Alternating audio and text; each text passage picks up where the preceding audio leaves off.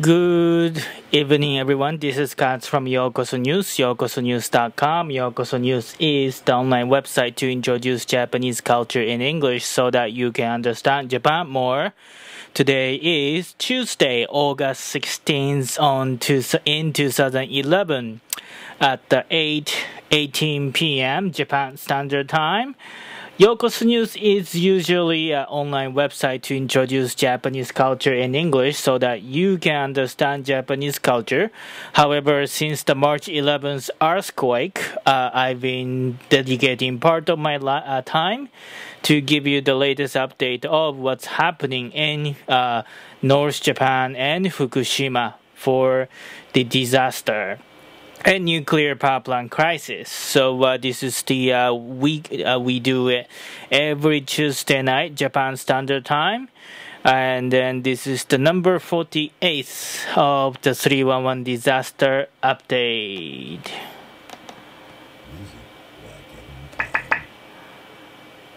Oops, kinda. Okay.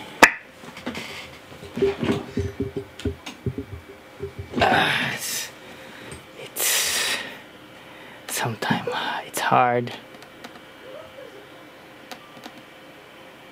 Music by Kevin MacLeod. All right, so today is August 18th. No, 16th. I'm sorry. So every August 15th, it is called Obon in Japan. It's the Buddhist ritual that Buddhist people believe that all the deceased soul has come back to their house. So everybody have to kind of prepare for the soul to come back to their house. So all over Japan they have all kind of ritual. So that's also include the family of the victim of tsunami and earthquake. So this is the first Obon that they had since the March 11th earthquake. And there are some, people who there's some concern that, some people are still missing. They couldn't find the body. So it's like a time that maybe the family member is going to declare that their family member is dead or not. So we'll talk about the detail a little bit later. So I just want to give you the next week announcement.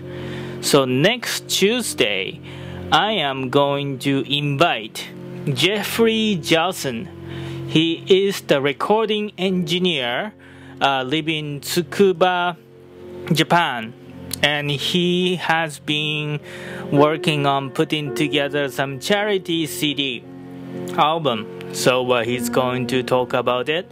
And he went to North Japan a couple times to volunteer and help out the kids and stuff too. So he will share his story, and then we will have more information about his CD that he put together.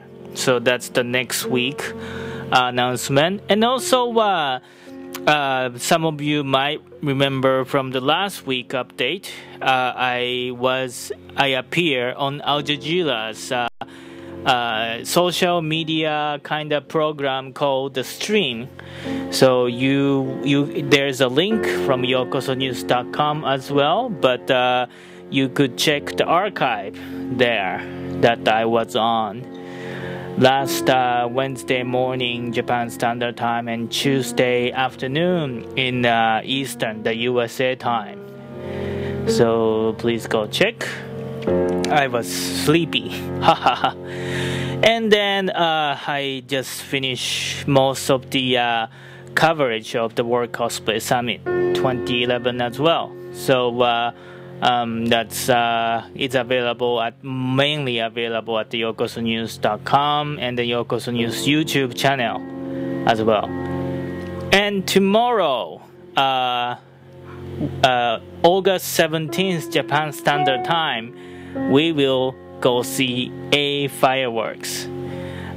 Because they're gonna have unstable cell phone connection, so I don't know if I will be able to live cast the firework itself, but I will for sure gonna do driving live cast whenever possible, and then I will also post the video and picture onto the YouTube if we were able to take some.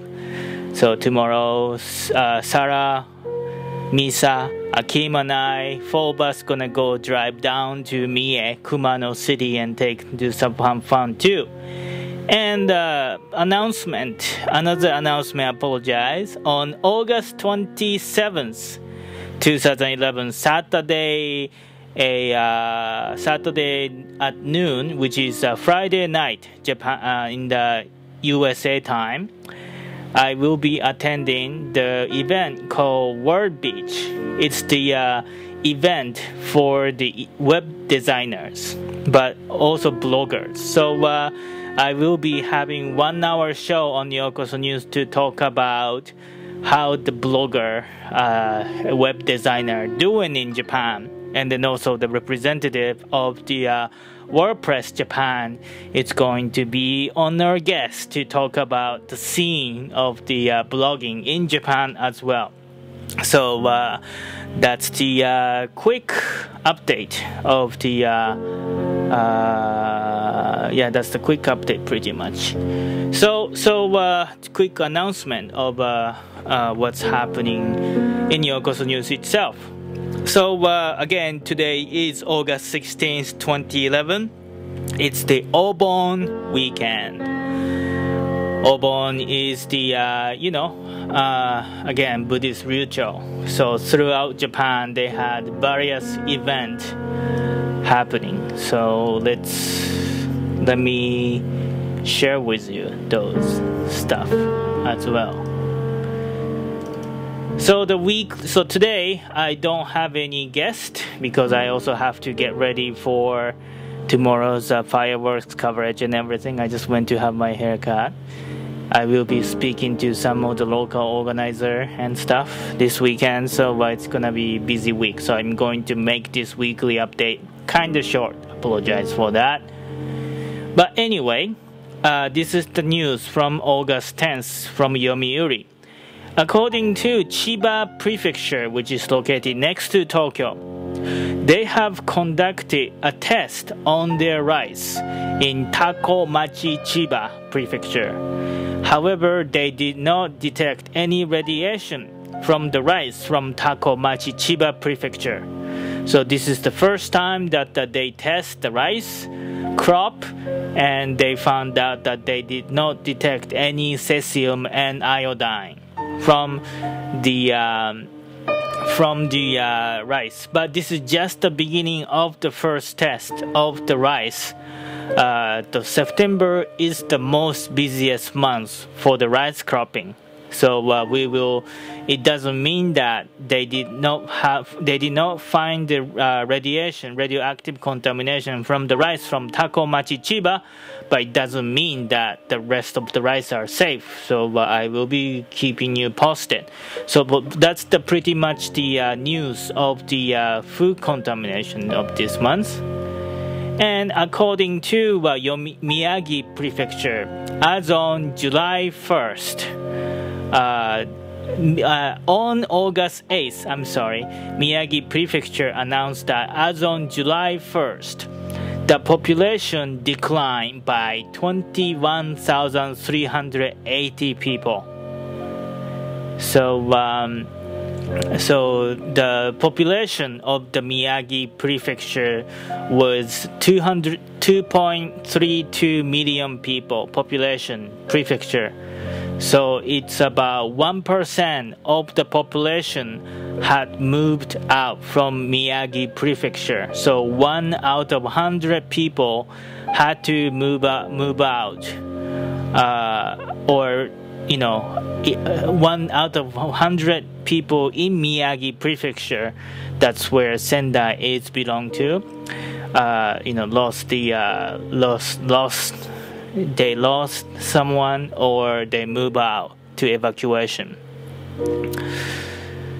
So Sarafine, Obon is pretty much the religious ritual for the Buddhists, and they're gonna have various kinds of festival. Actually, when I went to have my haircut today, I drove by a river. They were doing the lantern kind of ritual. It's called Toro Nagashi.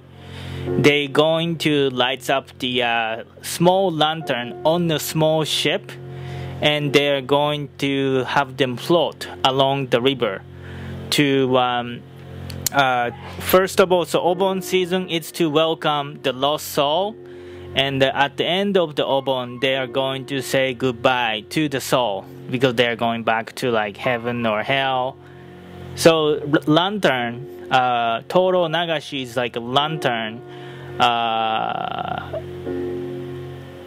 stream or something, I don't know. They're gonna put the candle in a small lantern, and they're gonna put the small lantern on the small miniature ship, and they're gonna like float them on the river. So in Yokkaichi, Mie, Japan, the nearby river, they also were doing the same ritual to send off the soul back to the afterlife. So Yomiuri on August 10th is reporting the same thing that I did mention earlier. So because it's Obon, many Japanese people whose family member went missing but have not been able to find their body yet, they decided to already conduct the funeral without the body, because it's already 5 months past. It is almost impossible to, if you cannot find them alive after 5 months, it is kind of sure that their family member is already gone. So before the Obon pass, they wanted to do the funeral. So Yomiuri and NHK, they all report about, and not only that, all the Japanese media report about the conflict within the family member, whether to conduct, whether to turn the legal document, whether to legally declare that their family member is dead or not, so that they can go ahead, proceed the insurance paperwork, or apply for the restitution money and stuff. So so that's what's the one of the internal conflict that the family member whose family member whose family are still missing and could not find the body. On August 10th, Japan Meteorological Agency announced that they are going to modify the pre-earthquake warning system and enhance the accuracy of the pre-warning system. So if you have remembered if you are remembering some of my early broadcasts, we kept hearing that emergency pre-earthquake emergency system warning. But towards the end, from the beginning, after the March 11th earthquake happened, actually many of the sensors broke, and also because of the programming complexity, the system started to malfunction because so many earthquakes started to happening at the same time from the different location. So the program mistook it as a bigger earthquake, even though it was 2 earthquakes happened simultaneously in the different location and stuff.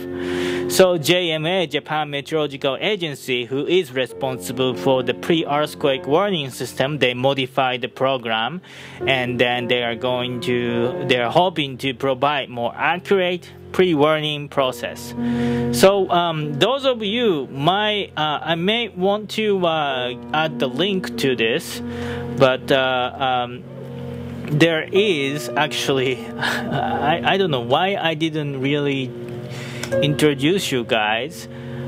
However, actually they're doing the Daimonjiaki on YouTube.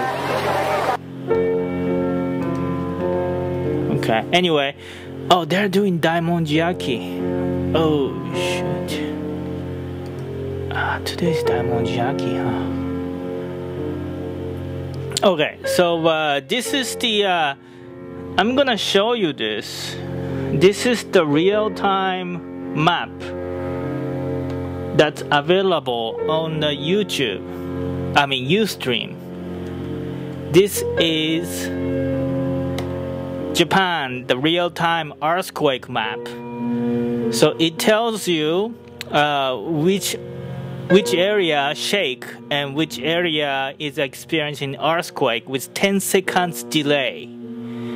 So I'm actually been monitoring this for a long time now, and but it hasn't been really we didn't have any big earthquake happen, so I didn't really introduce it much. But this is the real time, 10 seconds, almost real time. It's like 10 seconds late, real time earthquake map. And if the earthquake larger than seismic scale, if the earthquake stronger than seismic scale 1 earthquake happen, it will also beep you. So you will know if a small earthquake happen. It tells you within 10 seconds it happened.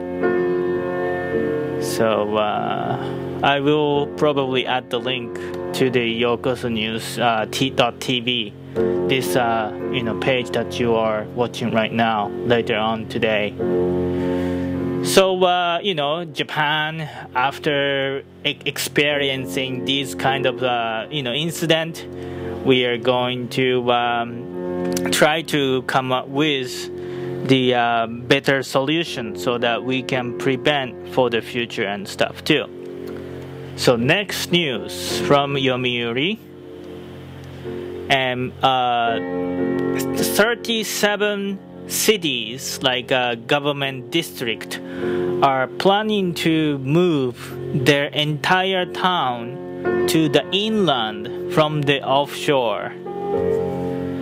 So as of today, as on August 11th, about 4,000 houses already declared that they're willing to join the relocation plan. So because this tsunami kept happening every other 60 years, so it's time for people to start moving up the hill. Actually, some of the region of the Tohoku, North Japan, already done so a couple hundred years ago. I remember the couple district of the North Japan already moved up to the hill 100 years ago. So that particular district of Japan had no casualty, because they already moved their houses up in the hill hundreds of years ago. But people forget. So within the last 100 years, people start moving close to the ocean because some main industry of North Japan is fishery. So that's why we got the devastating damage of the tsunami. Of course, if you're working for the ocean, if you're working for fishing, you kind of want to live close to the ocean. You're gonna be lazy. You don't want to walk. You don't want to live like 1 kilometer inland, and commute. Something like that, but because we learned the lesson, people don't learn the lesson unless we have the actual casualty, unless it's kind of too late. But it's not too late, it's not too late. So many cities reconsider their city planning, and they're planning to relocate themselves to the inland. And then, according to Yomiuri on August 11th, according to Chiba Prefecture on August 10th, there are about 42,500 houses in Chiba Prefecture which are damaged by liquefaction.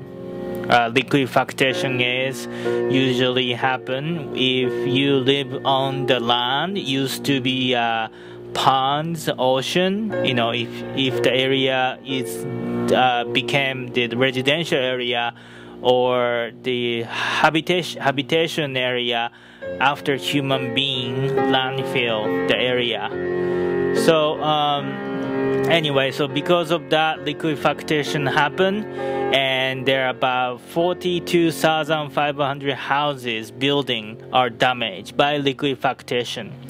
And Chiba Prefecture is going to ask Japanese government and Chiba Prefecture itself to take care of the damage, to try to support how to fix the damage by the liquefaction.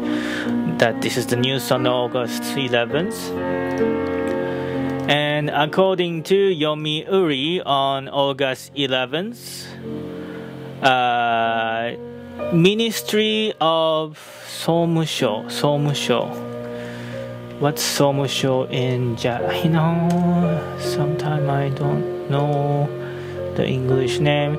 Ministry of Internal Affairs said on August 11th, there are about 56,923 public workers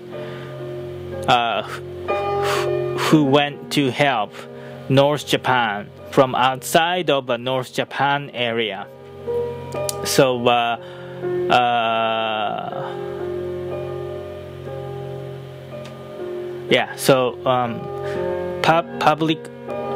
public workers from all over Japan sent cities and prefecture and all the government, local government, they sent their public workers, city clerk, to North Japan and Chiba Prefecture to assist reconstruction effort, assist relief aid distribution effort.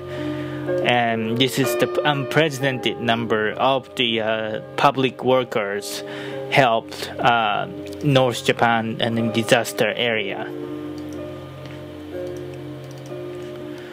So Yomiuri, NHK, and various Japanese media also report this, that throughout North Japan, because it's Obon season, many people held Obon festival to come in to pray for the victim of Japan. And then also, for example, I think Minami Sanriku, they held the fireworks show with the support from the internet community. So Minami Sanriku fireworks show, I think Ishinomaki or something. Yeah, Minami Sanriku. I think Minami Sanriku or Ishinomaki. I apologize. They were almost going to cancel their fireworks show. However, the committee fireworks committee member decided to launch the website to ask for the donation. And people from all over Japan donated the money to the fireworks, so they were able to conduct the fireworks show. The fireworks show was live casted through the Ustream to the people who donated the money to be able to make this fireworks show possible as well. So, Obon season, Obon festival is the day that going to pray for the deceased people. So, people from all over Japan. And and also Japanese festival itself is usually originated from to try to calm down the mother nature, or try to remember the sickness, disease or wars or any bad incident. Festival usually originated from bad experience, usually. So whenever you come to Japan, and I think not only Japan, all the people from all over the world, they do festival because of to calm down the festival and stuff too. So so this year people really took these festivals seriously, because now Japanese people are realizing why we are doing the festival, summer festival.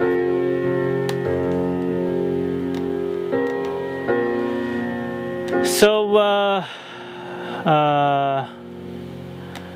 we also cannot forget about the big earthquake happened in Nagano and Shizuoka. We actually had the two separate big earthquakes, actually three if we include the recent Shizuoka earthquake. But according to August 11th, according to Yomiuri, in Nagano Prefecture, there's a village called Sakae Village, and then there are about 3 people who died from March 12th earthquake in Nagano, and they concluded that the 3 deaths are result of this earthquake. It wasn't direct injury death, but it was like a heart attack or high stress deaths, spending the time in the evacuation shelter and everything. So so Sakae Village, Nagano, concluded that 3 people are actually killed from the earthquake on the March 12th. And then, so another Obon story from Yomiuri. According to Miyagi, Iwate, and Fukushima Prefecture's police department, there are about 1,248 bodies who were not identified yet after 5 months. 740 bodies from Miyagi Prefecture, 478 bodies from Iwate Prefecture, and 30 bodies from Fukushima Prefecture. So some of the body were so decomposed already, so who could not identify. And some of the body, they took the sample, DNA sample, and they already cremated. But so far, 1,248 bodies, after 5 months of the disaster, they have not been identified whose body were they.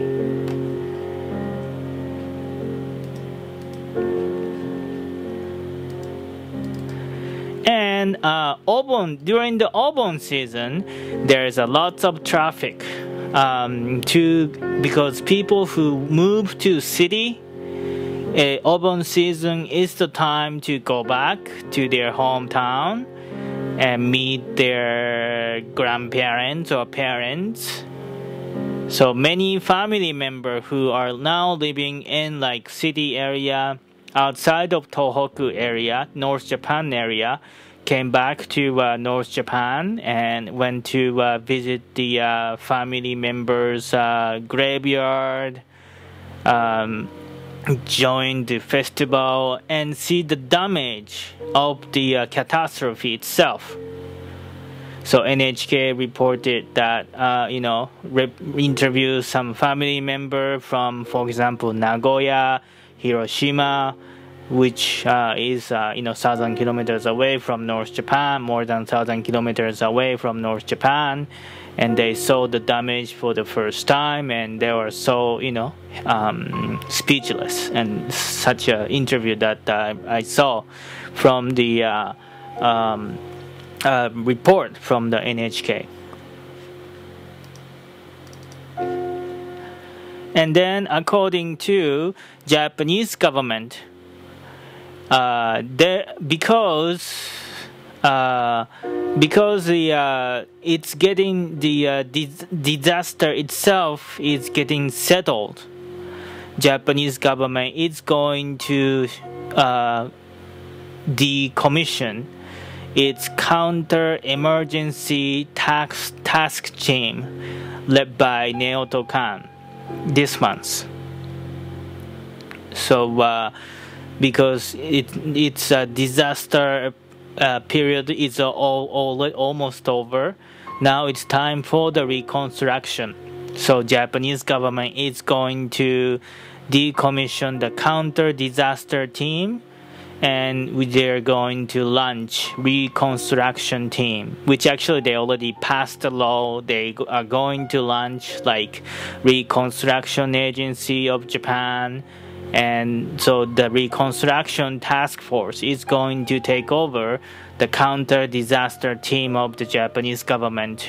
This is the news of the Yomiuri on August 14th and NHK on August 14th. So, according to NHK and Yomiuri, the one of the research team, Kaiyo Kenkyu Kaihatsu Kiko, what's their English name? JAMSTEC, Japan Agency for Marine Earth Science and Technology. Pretty much like science research institute funded by Japanese government to do the research about the marine stuff. They sent the research robot to the nearby the epicenter of this March 11th earthquake, and they saw a huge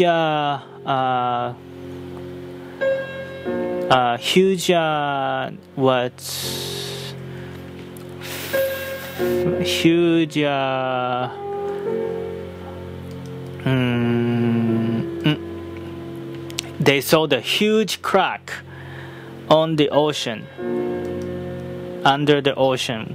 So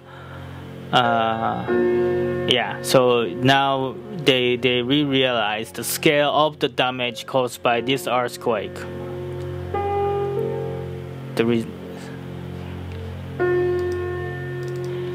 And according to Yomiuri, on August 16th, today, according to the police department, they found the total of 57,000. They have found the total of 5,700 volt.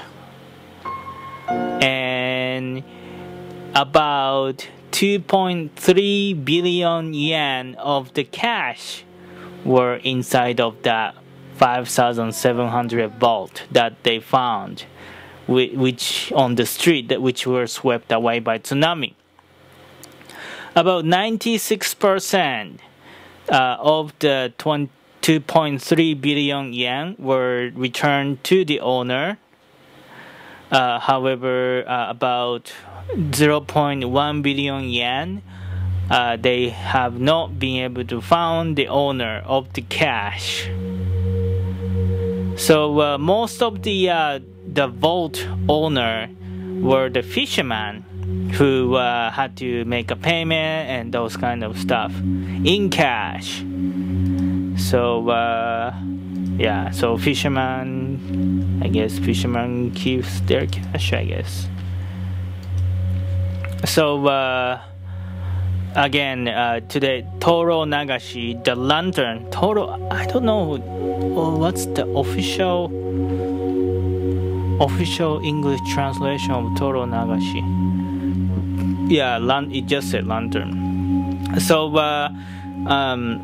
lantern ritual has been holding to the many parts of Japan, including Rikuzen Takada, according to Yomiuri, on August 15th as a part of the Obon festival. So I just saw it in Yokkaichi, Japan too. Today they were having the lantern ritual in my hometown as well. And then, according to Yomiuri, on August 9th, the Ukraine government is going to provide 2,000 decimeter to the Fukushima prefecture. So, Ukraine ambassador Mykola Krinich visited the Fukushima prefecture and gave 2,000 decimeter. This decimeter will be distributed to the Fukushimas. Ambassador Krinich said that they hope that this will help the people of Japan, and then they're hoping to assist more from the lesson that they learned from the Chernobyl. It's grateful that Ukraine people of the Ukraine government is helping us out. It's great. And also, according to NHK, Thai government, I think a Thai government or something, some organization of Thailand welcomed the kids from Fukushima and to enjoy the summer vacation in Thailand. And also, I think somewhere in East Europe too. I think Belgium. Belgium also welcomed couple the high school kids from Fukushima to the Belgium to have fun with their kids. I remember during the first couple weeks of the disaster, from the social timeline, I got so many offers from all over the world. Spain, Canada, Europe, all people from all over the world said that they can host the orphans, they can provide the housing to these kids, and then it's actually finally with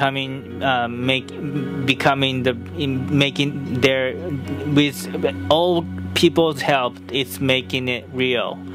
So people from all over the world, because it's the summer holiday as well, and helping the children of Fukushima and North Japan to enjoy the summer vacation and forget about a tragedy that they had to go through. Personally, I'm so grateful with the help from the international international community as well.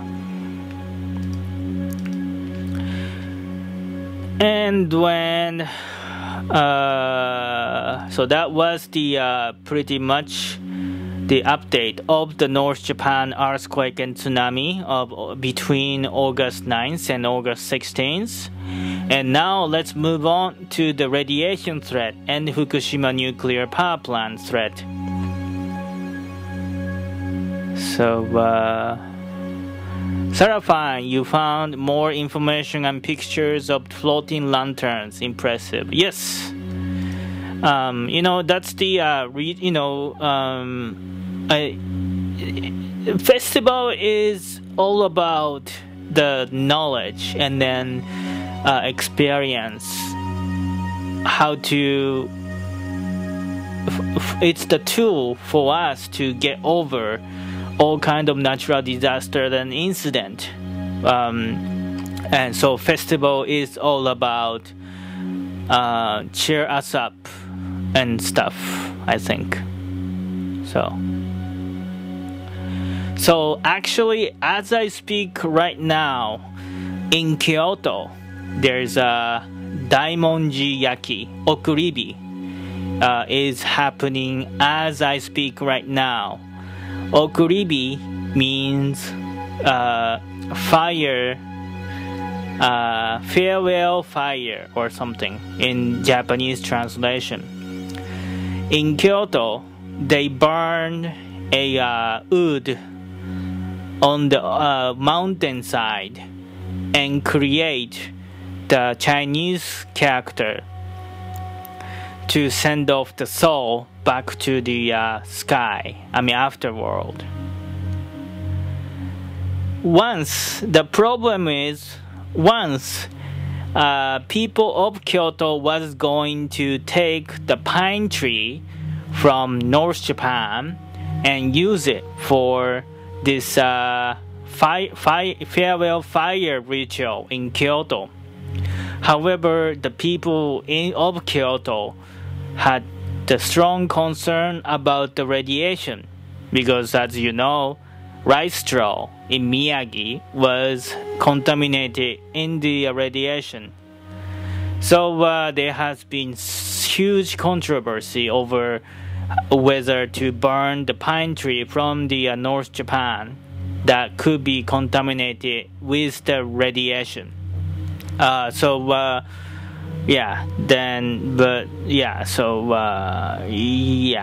found more than 500 becquerel per kilogram of the cesium from the surface of the pine tree.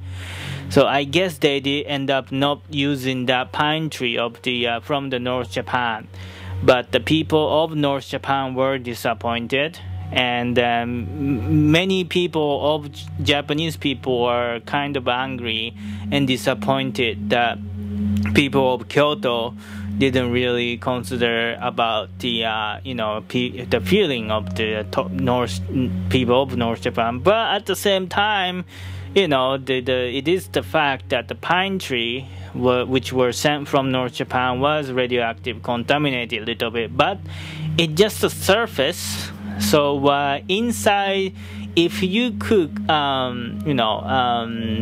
remove the surface of those pine trees, then they could have used it, which some of the location other than Kyoto, they did that actually. I think Chiba, Narita Temple, Chiba, they asked the people of North Japan to remove the surface, and they took the pine tree and used it for their ritual at the Narita Temple, Chiba. So it's complicated, even during this Obon season, then we are supposed to do the ritual, Buddhism ritual to calm the soul down, but it seems like we cannot really take a break from the fear against the radiation. So next, on August 10th, according to TEPCO,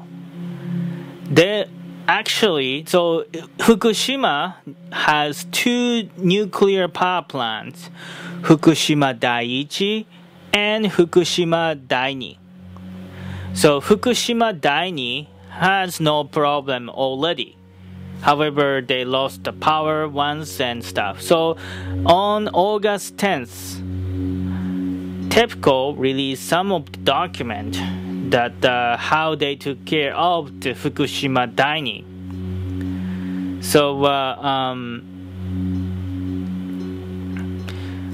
according to TEPCO, at the 5th and 6th nuclear power plant of Fukushima Daiichi, they actually drill the hole on the ceiling of the turbine, on the reactor building of the Fukushima reactor number 5 and number 6, so that even if the hydrogen got leaked onto the reactor building, the hydrogen will be escape from the hole. However, that means that if the hydrogen contains the radiation, that radiation itself going to be leaked as well. And then also with the bunch of the same document that TEPCO released on the August 10th, TEPCO were also planning to do the vent on the Fukushima Dai-2 nuclear power plant on March 11th. Because on March 11th, the pump that is going to use to pump the seawater onto the 1st, 2nd, and 4th reactor of Fukushima Dai-2 nuclear power plant, the pump were destroyed by tsunami, and there was a fear that internal pressure of a reactor container is what's going to raise. However, by March 12th, they were able to fix the pump, and they were able to continue the cooling process. So they didn't end up doing the vent on the Fukushima Dai-2 nuclear power plant number 1, number 2, number 4. However, TEPCO said that they were going to do it. So as you know, in Fukushima Daiichi nuclear power plant, from the reactor number 1, number 2, number 3, they did the vent. However, even though they did the vent to try to prevent from the hydrogen blast, but hydrogen blast happened anyway, including the 4th nuclear reactor. So, and we have some good news. According to TEPCO, on August 10th, they had started the internal. They finished putting the internal cooling. Cooling circulation system of the spent fuel pool in number 1 nuclear reactor of Daiichi nuclear power plant. So they finished installing the cooling system, circulation cooling system of the spent fuel pool from 1, 2, 3, 4 nuclear power plant. So previously they didn't have the cooling system. All the cooling system was broke, so they had to use like pump truck, and then they had to feed the water to they just pump using the hose and to the spent fuel pool and try to cool it down like manually. But finally they were able to create a circulation system, water circulation system, to have a stable cooling process of the spent fuel pool from 1, 2, 3, 4 nuclear reactor of the Fukushima Daiichi power plant.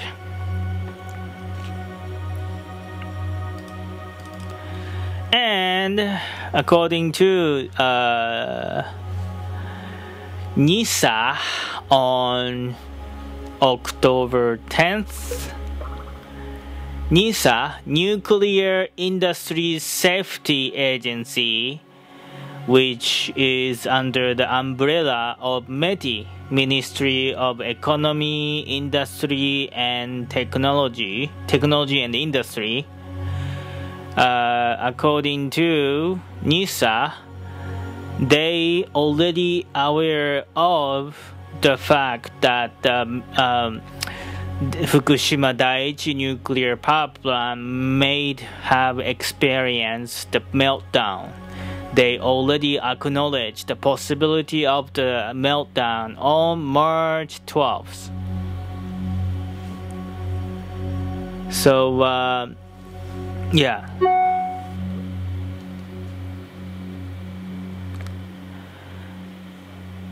So they already acknowledged the possibility of the meltdown.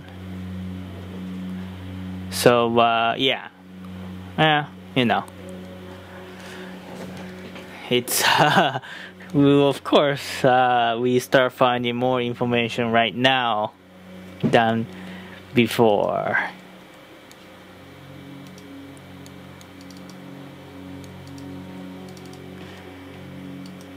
And I will actually explain to you more about the great coverage of the NHK, and then also urgency to unite people too.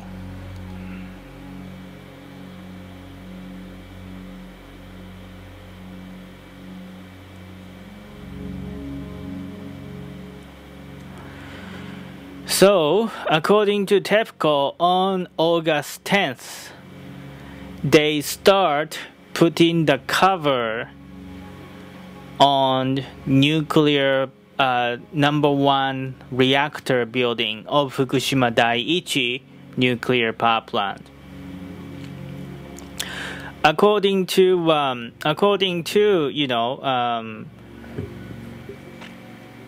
not according to, as you know, TEPCO, you know, Fukushima Daiichi Nuclear Power Plant number 1 and number 3 reactor building was blown away because of the hydrogen blast. So there's no ceiling. So, you know, the reactor container were kind of exposed to the outside and stuff. So they plan to put some cover onto the first, third, and fourth nuclear reactor building, so that they can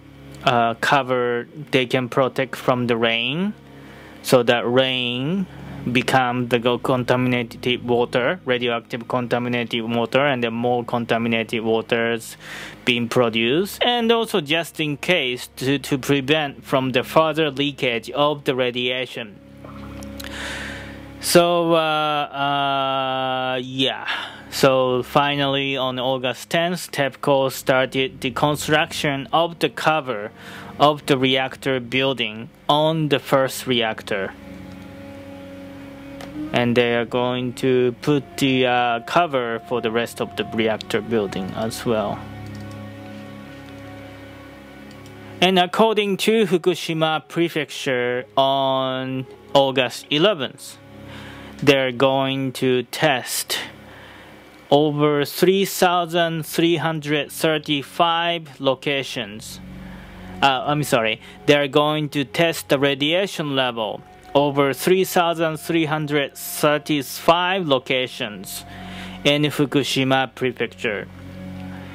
They're going to test the radiation level in between August 17th and 31st, and they're going to put the result on the map, and they're going to release to the public in September. They're going to make a grid, 2 square kilometer grid, and they're going to test they're going to measure the radiation level 1 or 2 spots from that 2 square kilometer grid. And Fukushima Prefecture already conducted a radiation measurement in April over 1,865 locations. But this time, they also want to conduct another intensive radiation check, but they also want to increase the number of the location. And by releasing those data to the public, they hope that they will make the residents feel, or they will let the residents to know the data, which I'm going to also mention it after I finish the weekly update. 3,335 locations sounds a lot, but because I know Fukushima Prefecture is kind of large, so 3,000 location, 3,000 measuring spot is not even actually enough. And then also we now know the fact from the lesson that we learned from the Chernobyl, there will be a hotspot, even you live like across the street, some area has a fewer radiation level than across then one spot in the house may have the larger radiation level. So you really need to have the in-depth radiation level check all over Japan to really know what's going on, which I did talk about a little bit on the Al Jazeera show last week, but I'm going to have more detailed data after this weekly update. So according to TEPCO, on August 12th, after that they were able to ignite the water circulation cooling system on the spent fuel pool of the first nuclear reactor on Fukushima Daiichi Nuclear Power Plant. The water temperature had dropped to the 40 Celsius degree by 5 a.m. on August 12th. They started the water cooling process at 11:22 a.m. on August 10th. Within like 2 days, the water temperature had dropped to the 47 degree. So they were planning to finish making this happen by January next year, but they reached the goal of the January today. I mean August 12th. So that's good news. They were ahead of the schedule for some stuff. According to Japanese government and TEPCO joined a joint task force team. They're going to start training its employees, nuclear energy industry, construction workers, to become a radiation experts, so-called. They're planning to train about 4,250 people. 4,000 people will be radiation check, like the people who's going, 4,000 people they will train to be able to monitor a radiation, and 250 people is going to become like radiation manager, I don't know.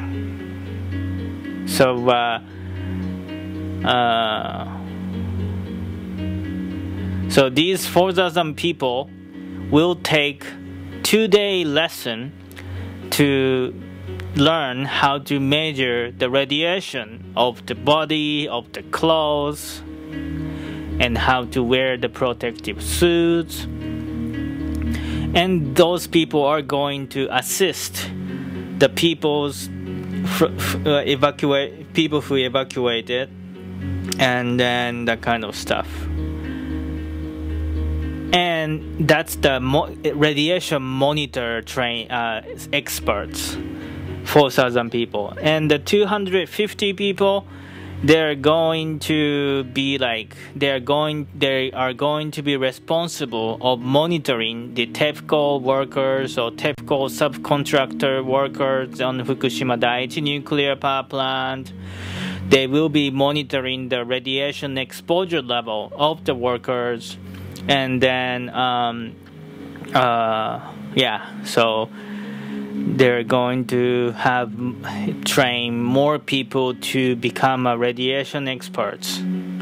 About 4,250 people. This is the news from Yomiuri on August 12th.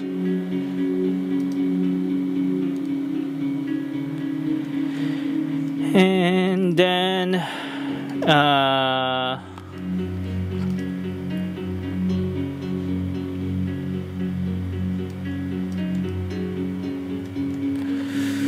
next news.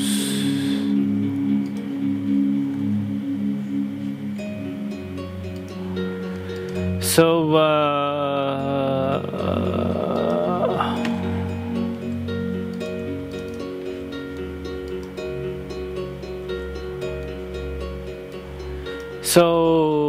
according to 日本原子力学会, let me get English name.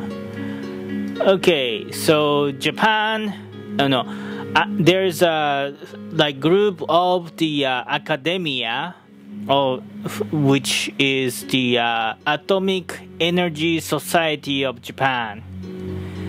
So so many kind of organization kind of exist, I guess, in Japan as well. But according to Atomic Energy Society of Japan, this academia group was previously encouraging the usage of the nuclear power. However, they are going to change its course from encouraging nuclear power to providing the actual information that Japanese government can judge based on.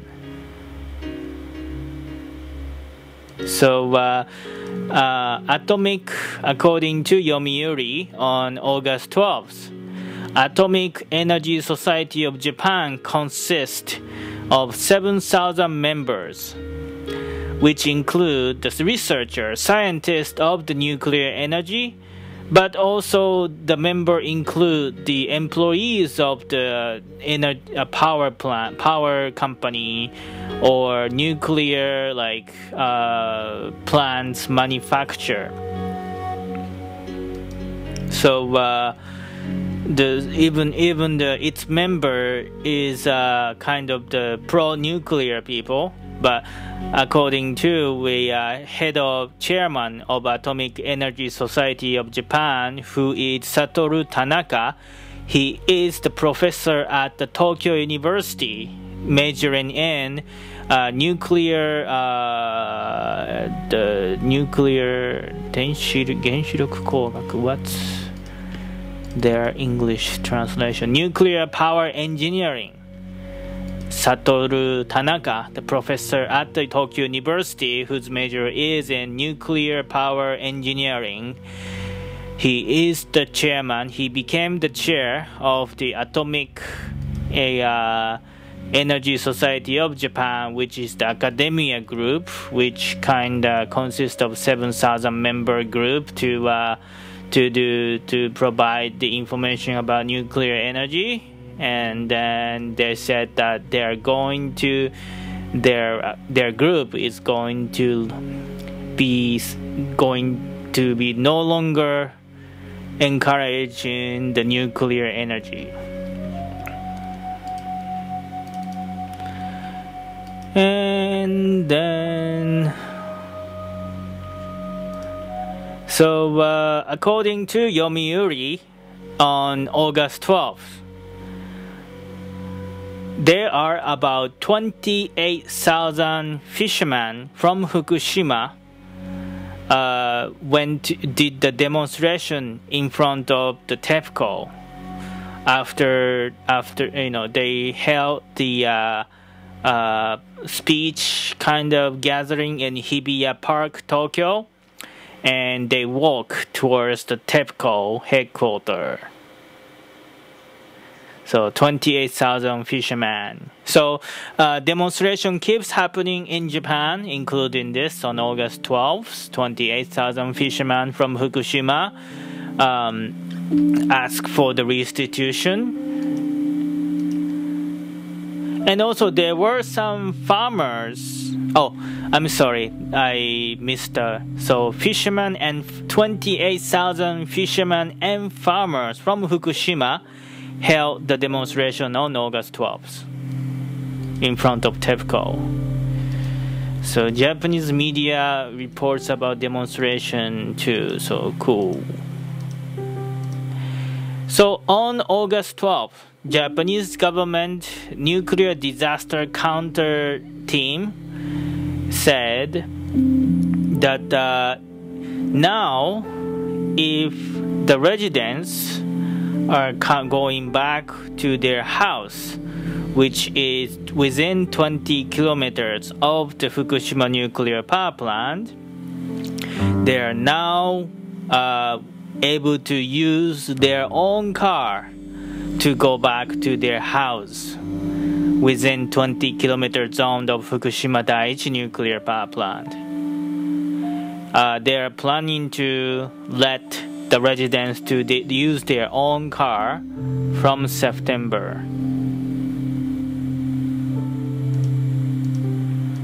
So because residents will be able to use their own car to go back to their house, now they will be able to start moving more stuff out of their house. This is the news from Yomiuri on August 13th.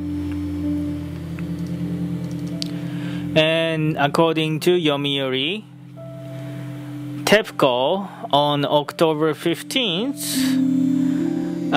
they finish paying the temporary damage payment to the fishermen.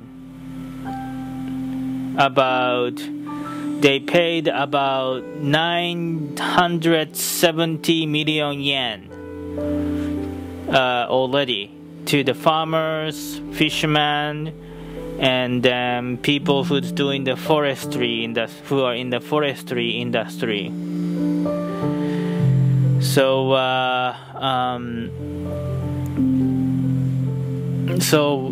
according to Yomiuri, TEPCO so far has paid over 78.8 billion yen to the residents of Fukushima company and so on.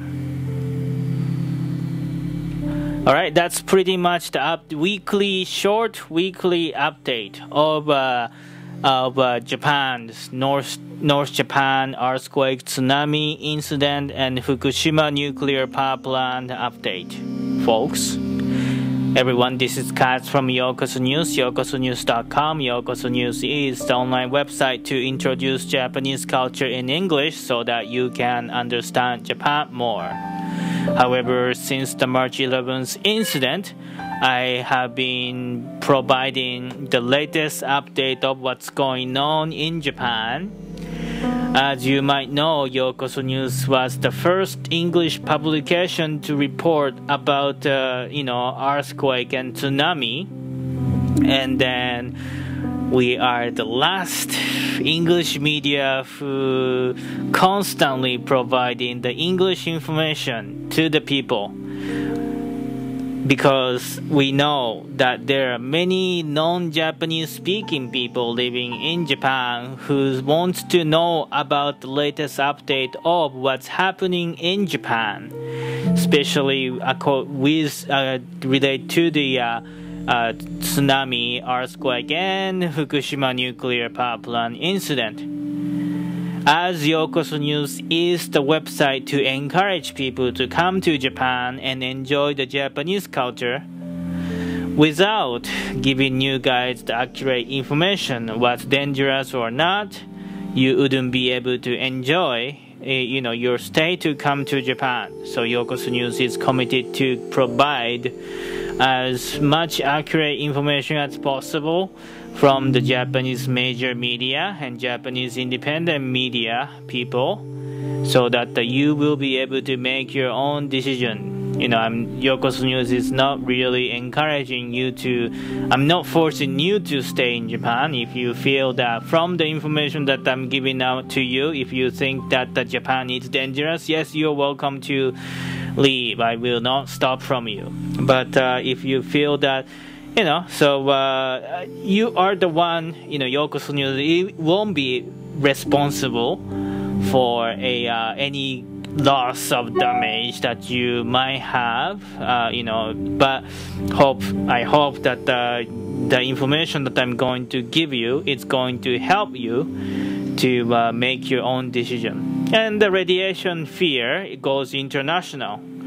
As me being Japanese and a part of the Japan, I feel responsible to disclose what's really happening in Japan, because the threat of the radiation goes international. Radiation travel internationally. So,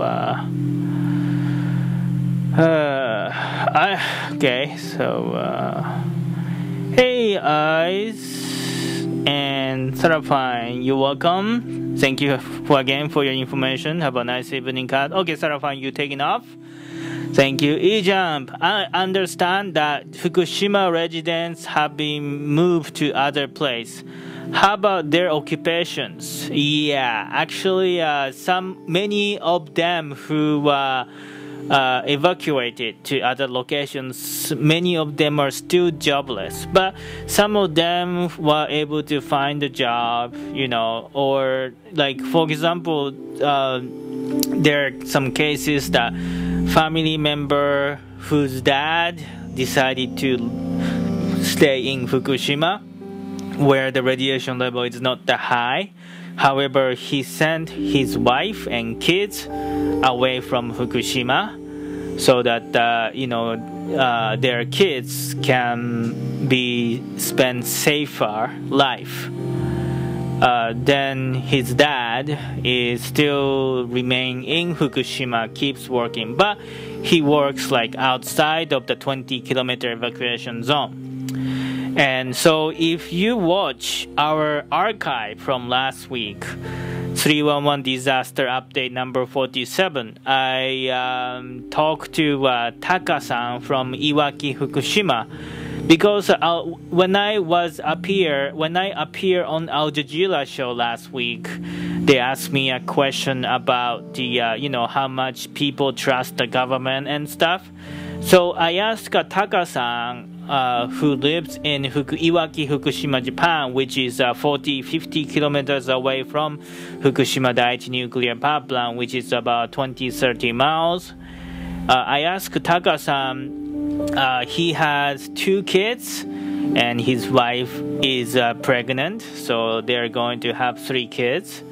But they haven't decided to evacuate from Iwaki, Fukushima, where he lives. Although it is dangerous, it is still dangerous situation. He thinks that it's not as dangerous as he thinks that he needs to evacuate from where he lives. But anyway, more information, more discussion, you can listen to him. Our conversation from last week, from the 301 Disaster Update number 47. So, actually, I wanna then, so last part of the show, I really want to mention about this. So, I'm a huge fan. I'm a huge fan of public broadcasting radio. I think USA has a great news radio program. So when I was listening to one of my favorite show is called The World, that Public Radio International produced with the BBC.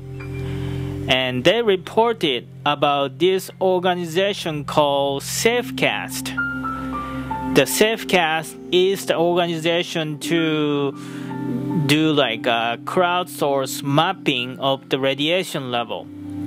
And they, so you can actually search, you can go to theworld.org and you can search the Safecast from their website, and you will be able to listen to their story about the Safecast, which was aired on August 11th in USA Times. Mr. Raids and Citrian, yeah, that's a good show. Yes, I love this show too. However, I see the problem of this. Actually, in addition to a Safecast, there are already a group of the independent scientists who are doing exactly the same thing. And I really urge the people of the Safecast is going to contact other independent scientists and then do the project the same. So, for example, on May 13th, 2011, NHK actually featured a program it's called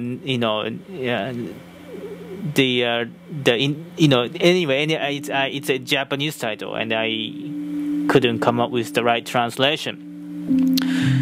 So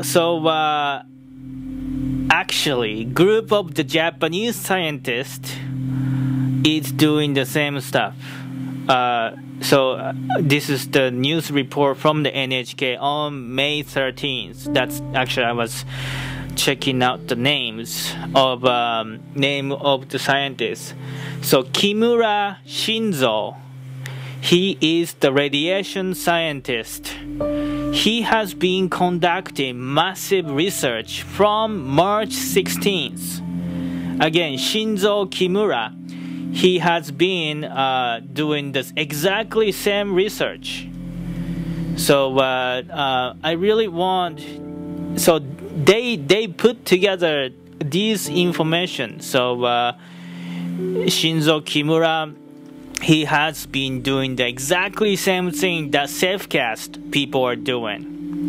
But I'm sure because Kimura-san cannot speak English well, he is not publishing the data to the English. So, but they're already doing, these people, Tetsuji Imanaka from Kyoto University, from Hiroshima University. So Shinzo Kimura-san is coordinating with Tetsuji Imanaka from Kyoto University, and Satoru Endo and Kiyoshi Shizuma from Hiroshima University. And Nagasaki University, the professor Toshihiro Takatsuji, he is doing so. Shinzo Kimura-san is working with the professors from Kyoto University, Hiroshima University, and Nagasaki University to do the exactly same stuff. And this person, Mr. Masaharu Okano-san, he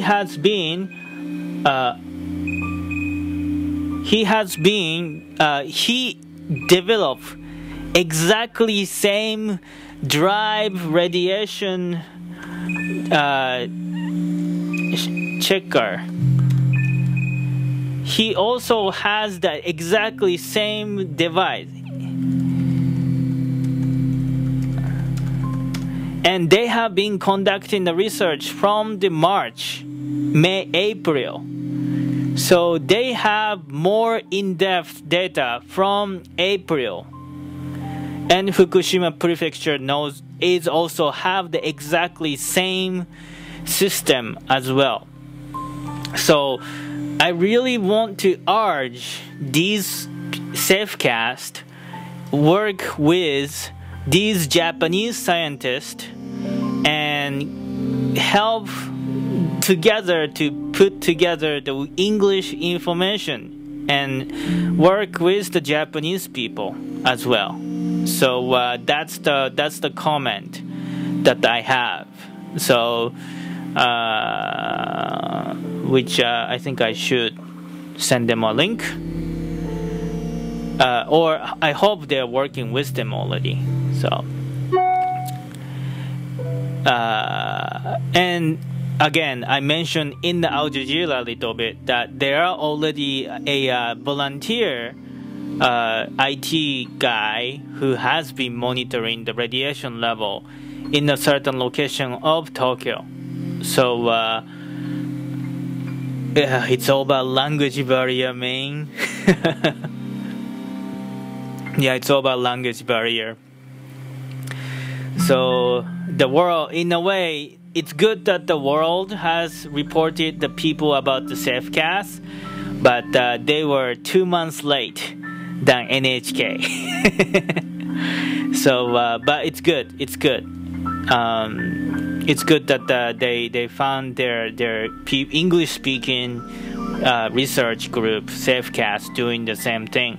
But again, because of the language barrier, there are already a group of Japanese scientists, and actually there are a huge Japanese group conducting a marine research, long-term marine research as well. So you know, you should also check them out. They are testing all kinds of the marine fish, seaweed, those kind of stuff. So you know, but unfortunately those information are only available in Japanese. But my fear is that both English-speaking scientists or research group and Japanese scientist research group miscommunicate each other and they waste their time. But I mean, maybe it's good that they, well, it's good to do measurement at the different. It's good to do the measurement of the same location by the two different people. But you know, but it's really important that those two groups kind of come together and share the information, so so that we can have better information to make a judgment at the same time. Then, in addition to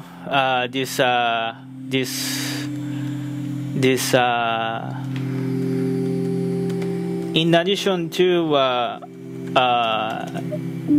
the world eCast, Safecast people, I saw a very interesting. Oh, cool! I'm sorry. On August 28th, actually, NHK is going to air the another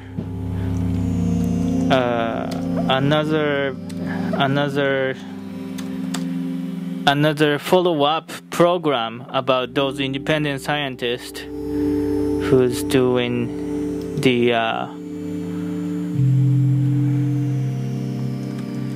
I'm gonna have to make a note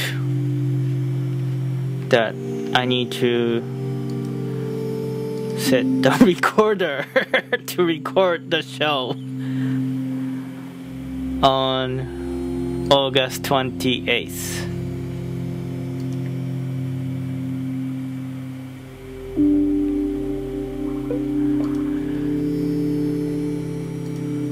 So last weekend, NHK aired the investigation TV that titled "The Fukushima Incident from United States Point of View." So it was a really interesting program that maybe I should go interview the same same people that they interview.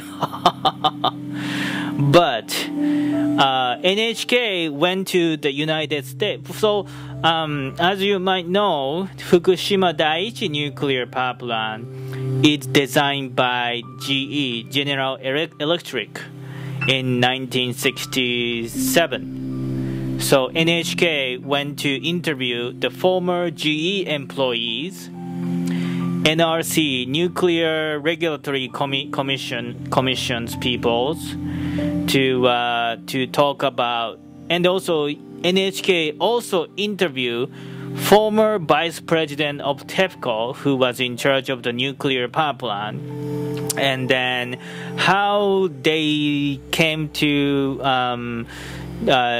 use the Mark 1, the type of BWR nuclear power plant that they use for the Fukushima Daiichi nuclear power plant, and 10 other nuclear power plant of in Japan. And then what was their safety risk? For example, a NHK interview. NHK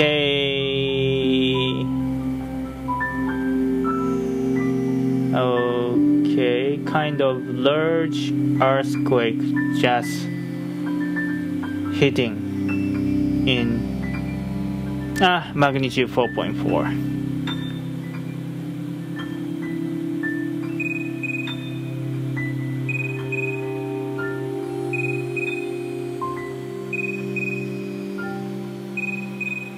Okay, anyway, it is seismic scale. I think Tokyo is Tokyo shaking right now.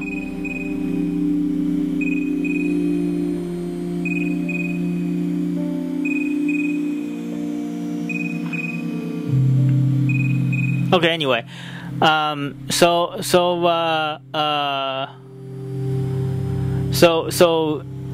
Dale Bridenbaugh, he is the former GE engineer. In 1970s, Mr. Bridenbaugh was assigned to check the safety of Mark 1 nuclear power plant, which is the Fukushima Daiichi nuclear power plant, and he found out about the safety of the suppression pool, which you know that number 2 reactor of the suppression pool might have exploded and leaked the radiation from it. But magnitude 5.0. Okay. It was kind of large earthquake that hit, but it's not that magnitude 5.0, and then it wasn't that bad. Downgraded to 3.0, then 3.6 happened again. All right, so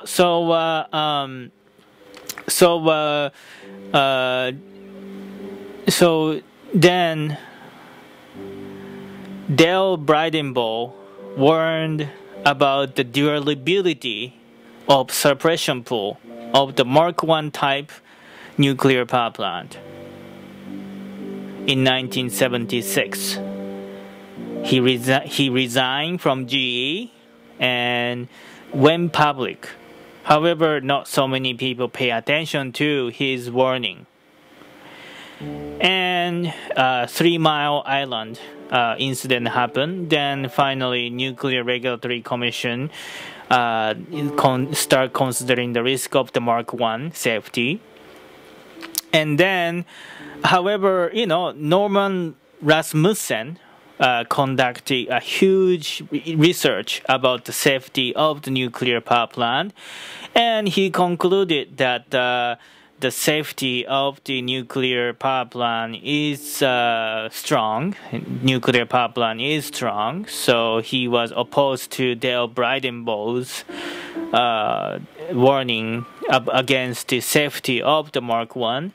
However, NHK also interviewed the former NRC commissioner, Mr. Harold Denton, and Mr. Denton said that these results are coming because their Mark I nuclear power plants in the USA was only built in the East Coast, where not so much earthquake and tsunami were happening. So there were no threat against the earthquake and tsunami. That's why the NRC came to the conclusion that they were safe. So, and then NHK also interviewed the Kenneth Pajero, former Sandia National Laboratory researcher, I think, that the NRC contracted to do to ask them to do the simulation of the meltdown of the Mark I. And then Kenneth Pajero look at all the facts from the Fukushima Daiichi nuclear power plant, and he was really surprised that the incident and timeline of the Fukushima Daiichi nuclear power plant incident was really it really matched with his simulation of a meltdown of the meltdown. Yes. So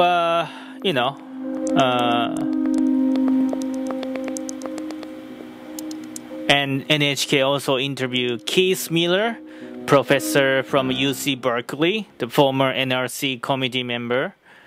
And also, they also interviewed Solomon Reeve, former GE nuclear energy executive. And then he also interviewed Masatoshi Toyota, former vice president of TEPCO, and Susumu Suguri. He's the former Nuclear Safety Commission commissioner. So,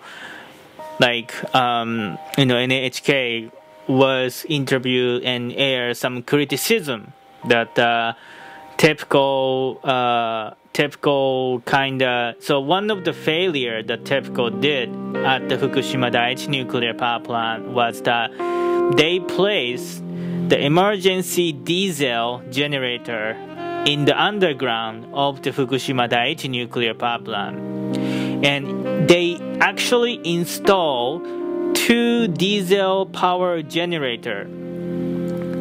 However, both of the generator were located almost at the same location in the underground. Previously, they were located on the first floor.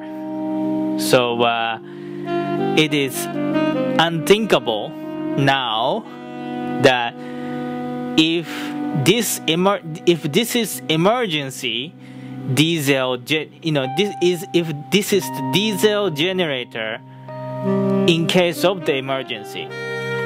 So if you think about the emergency measurement, you don't put the same emergency generator at almost the same location of the underground. You always want to place it at the separate location, or one underground and one on the ground or second story or something.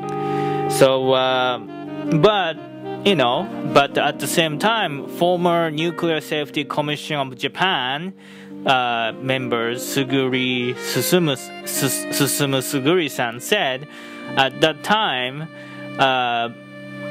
TEPCO workers, TEPCO engineer, and Japanese government safety commission members themselves never thought that nuclear power plant is dangerous, and they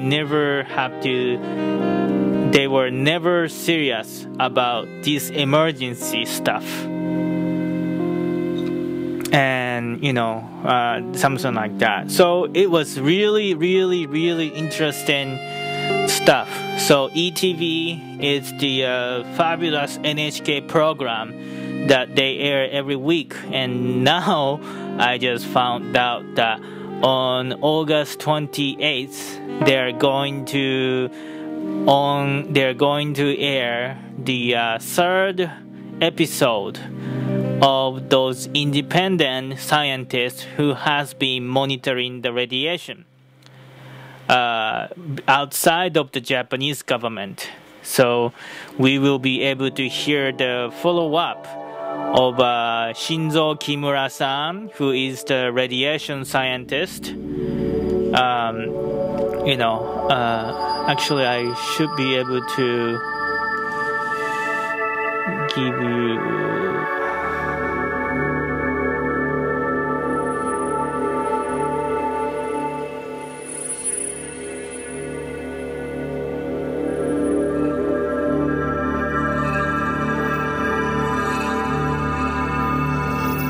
So I should be able to give you this. So these scientists, Kimura Shinji-san and Okano, what's his name? Shinzo Kimura-san and Masaharu Okano-san in the picture.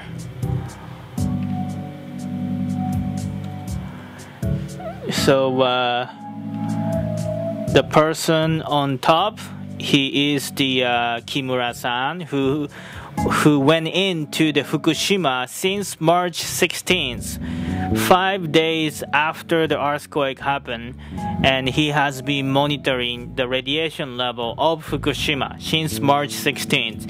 He went close to Fukushima Daiichi Nuclear Power Plant and he sampled the soil near the Fukushima Daiichi Nuclear Power Plant too. And then the person, the elderly guy on the left, he is the Okano-san. He already developed the same device that Selfcast has been doing in April. And they have been monitoring the street exactly like Selfcast has been doing, but since the April. So Okano-san, he also went to Chernobyl and he did the research in the Chernobyl as well.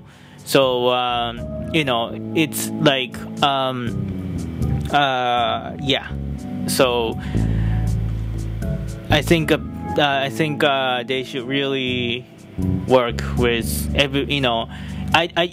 I'm not saying that everybody have to work together. I'm saying that everybody should pay attention to what the other scientists are doing. But I know it is very hard because of the language barrier, and sometimes you don't know these people are doing this exactly same thing. But that's why I am here, folks. Yokoso News is here to let you guys know that people are doing the same thing. So, alright, cool. So, is there any question? Otherwise, it's been 2-hour broadcast, kind of quiet broadcast. Next, so I'm going to conclude the live cast unless anybody else has a question.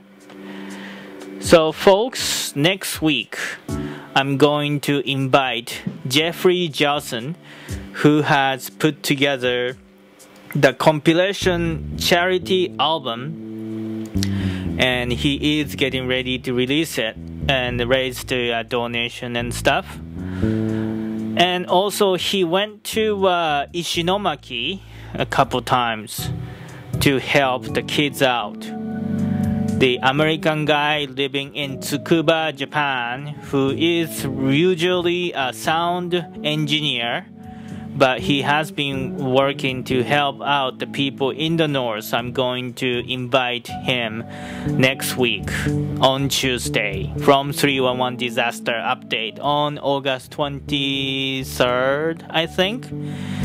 But tomorrow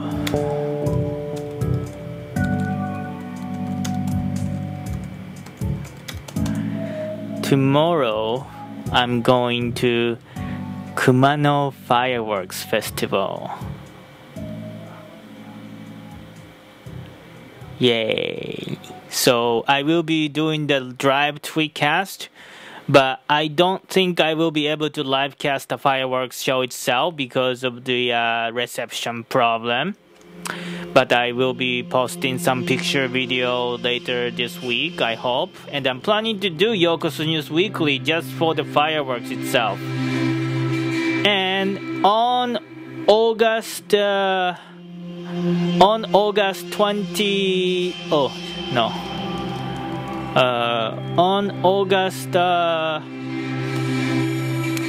27th, 2011, I am going to live cast the World Beach.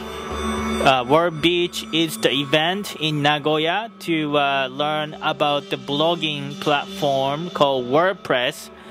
And I'm going to talk about how people in Japan are using WordPress to blog about Japan. And I think Dean from Japan... Oh, shoot, I need to talk to Dean from JapanTravelMate.com. He is coming to World Beach. So we will talk... Dean and I are going to talk about a WordPress in Japan. And then we will introduce about the Japanese blogging community on August 27th. The show starts about 2 p.m. Japan Standard Time on August 27th as well. And tomorrow, Kumano Fireworks Festival. And next week, Jeffrey Johnson is our guest. So, any more people in shelters, eyes? There are still many people in shelters still. So last week, I think I told you about the Secretary General of the United Nations, Pan Wing Kim, came to visit Japan last week. He went to Tohoku and visit the people who are in the shelter.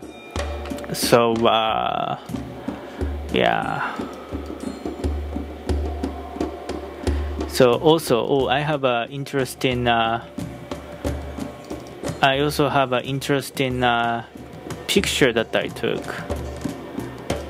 Actually, when I was walking, I think you were watching my my tweetcast yesterday, I think. So, you know. Just one small tip for folks. So when you walk around Japan on the street, sometime, especially if you happen to start living in Japan, and walk around your neighborhood and look for the sign.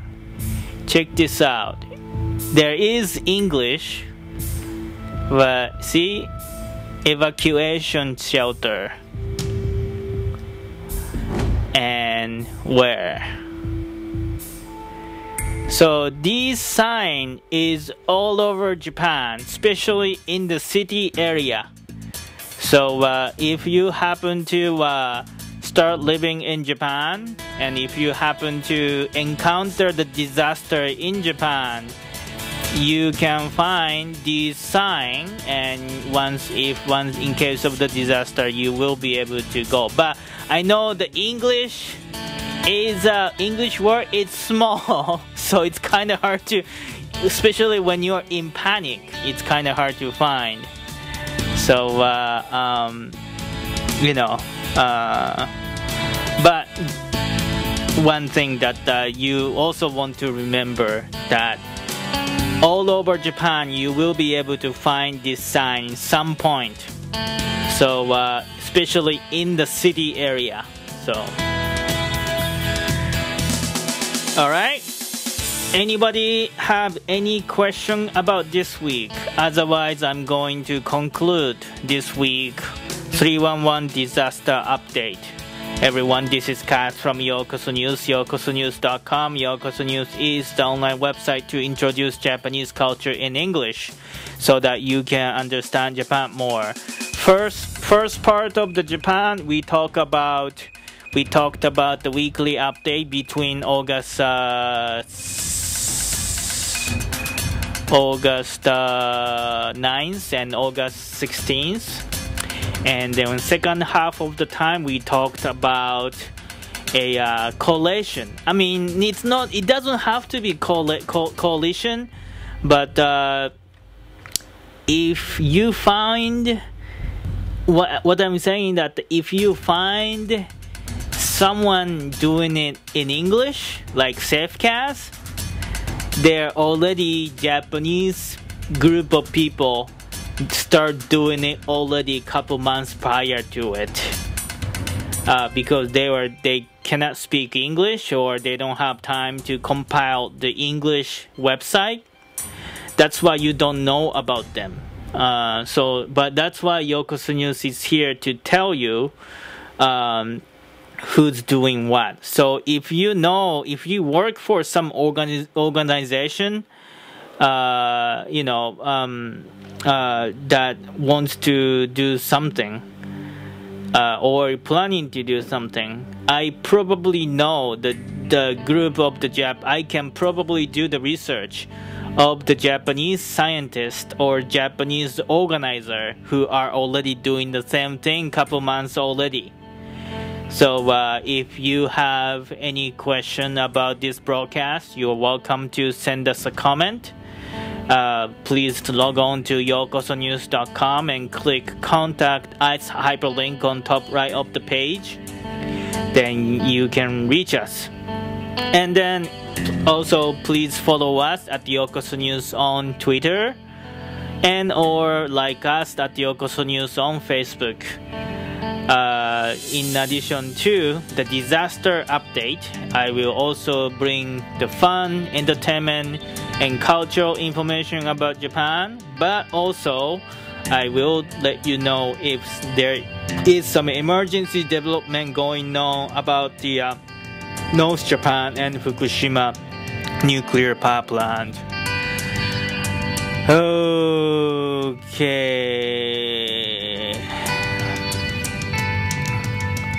E-Jump, when I was in Japan, luckily no quakes. I never thought of shelters.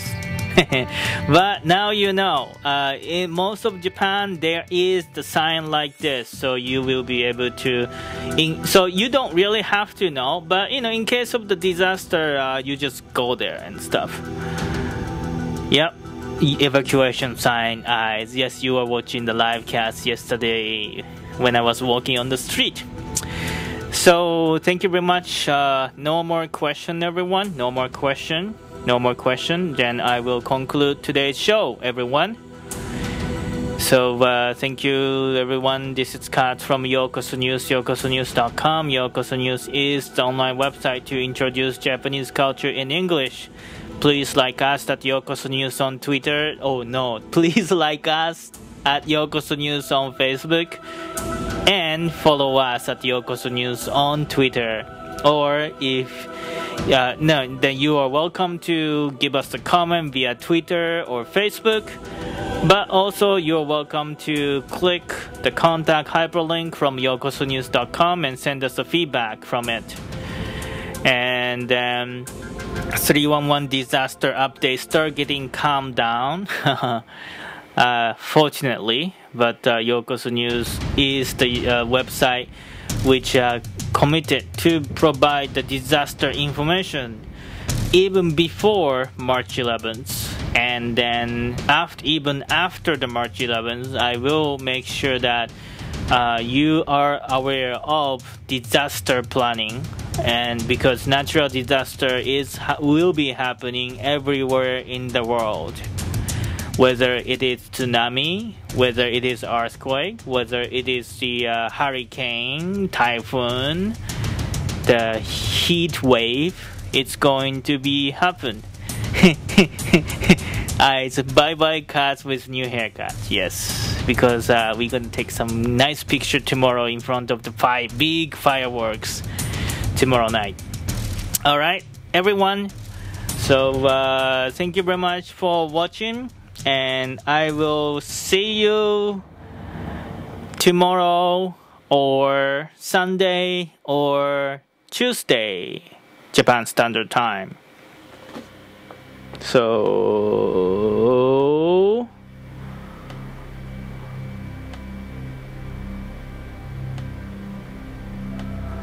bye bye.